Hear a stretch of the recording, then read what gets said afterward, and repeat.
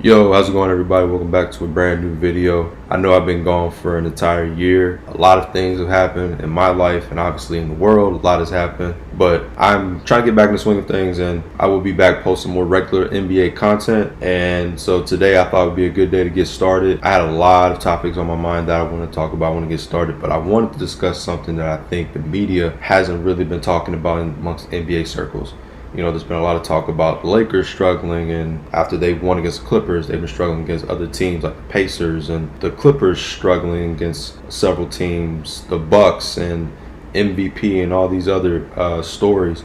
But the one story I think a lot of the people in the media are not talking about is the Phoenix Suns. As of right now, they are currently the only undefeated team in the bubble. They are 5-0, and they've been beating good teams like the Clippers, and I think it's something that's very interesting, because I remember a couple of years ago, back in 2018, when Devin Booker said that he was done missing the playoffs, and a lot of people in the media kind of laughed because, you know, it's the Phoenix Suns. The Phoenix Suns historically have been pretty inconsistent, especially since after Steve Nash left the Phoenix Suns, which was the last time they made the playoffs. But I think what's going on right now with the Phoenix Suns is very interesting, that, you know, Devin Booker has been on the terrace, he's been in the bubble, he's playing a lot more aggressive. He's always been an aggressive scorer, but there seems to be a more aggressive demeanor in his game. And I think with having DeAndre Ayton improving as a basketball player, I think that right there is the key, because with Devin Booker, he's a certified scorer, you know, 25, 26 points per game. He's always been a 20-point per game scorer besides his rookie year. And when it comes to DeAndre Ayton, unfortunately, he will always be compared to the likes of Luka Doncic and Trae Young and those guys. But I still feel like he was a really good number one pick for what Phoenix needed. I think he fits well into their schemes. And as of right now, they're half a game behind the Grizzlies and the Trailblazers. As I'm recording this video, the Trailblazers are playing the Sixers. So if they win this game, then they get the lead into the ninth spot.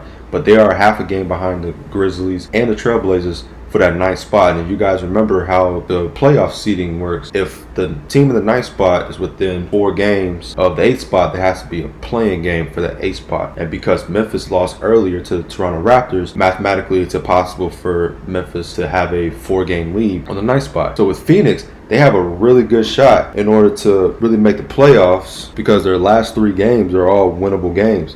You know, the next game is tomorrow against the Thunder, and while the Thunder, they look really good beating the Lakers, they also lose by 30 the very next game. And then they also have the Sixers, who just lost Ben Simmons, likely for the year due to a dislocated knee, and he's got to get surgery to have a loose body removed from his knee. And then he tops it off with the Mavericks, who could possibly in that last game sit out guys like Luka Doncic and especially Kristaps Porzingis, who has a injury history. So the Phoenix Suns could very well go 8-0 in this bubble, go undefeated, and they could have a chance to really play for that 8th spot in the West. And I'm actually pulling for Devin Booker, because I really like his game, and I really like, to me, he's the closest thing in this generation to playing a lot like Kobe Bryant.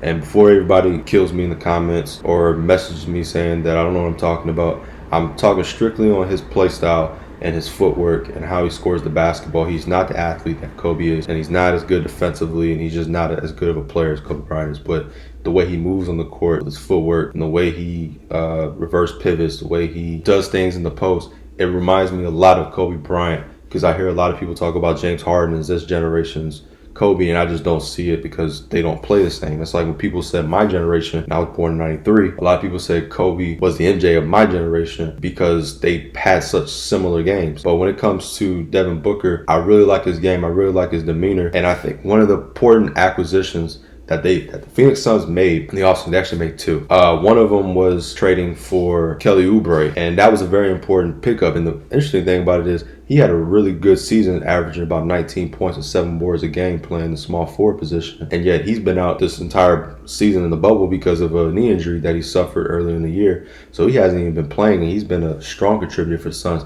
But I think the most important, most vital acquisition that the Phoenix Suns made was the acquisition of Ricky Rubio. And I know that sounds crazy, because Ricky Rubio doesn't have the greatest reputation in the world, but I think having somebody who is a true point guard, who is not somebody that's just going to jack up shots, gives Devin Booker kind of the freedom to play off the ball. He can come off down screens. He can curl. He can shoot the 15-footer. He can come off down screens and shoot the 3. He can come off screens and take 2 dribbles and pull up. He can do a lot more things off the ball, whereas last year he was doing a lot of the creating, running the point, a lot of times having the ball in his hands. And as he talked about during the offseason, he was one of the most doubled players in the NBA, which is why when he's playing pickup and people are doubling him, he didn't like it because he deals with it all year long anyways, because he's the most double player in the league. So having somebody like Ricky Rubio who can run the point, who can initiate the offense, and it gives Devin Booker a lot of breathing room. And also Ricky Rubio he's not athletic, but he's a crafty defender. He's a smart defender. So he can really play a little bit of defense as well as make plays for others.